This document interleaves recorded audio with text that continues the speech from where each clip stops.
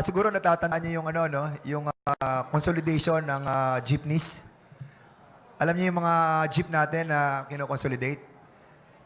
Tapos ay ito po yung programa ng ating national government na kung saan ay programa ni Speaker Martin Romualdez at ang Pangulong Marcos na kung saan sa bawat jeep sinasubsidize ng gobyerno na 200,000.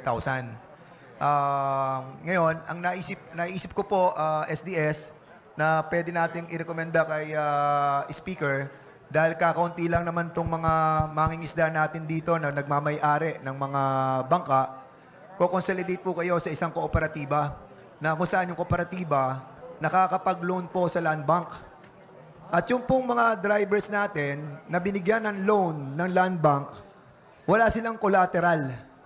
Hindi po sila nag-collateral, ha? Mr. Chair, siguro po, pagdating natin sa Manila, i-recommenda po natin kay Speaker na yung kanilang mga kooperatiba na malaman po natin through Governor Ebdane and kay Mayor, para na sa ganon, maitay up po natin doon sa land bank sa ginagawa natin sa jeepney modernization program ng national government.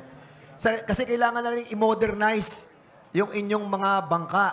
Itataas na po natin ang level ng inyong pangingisda upang sa ganon, hindi na tayo mabuli noong ating pong mga banyagang nag-iikot dyan sa ating mismong dagat. Kaya ang aking panawagan, SDS, pagdating sa Manila, dahil nga po, may template na po yung ganong programa. Nagawa na po namin sa mga jeepney drivers at maaari na atming gawin sa inyo pong mga mangingisda.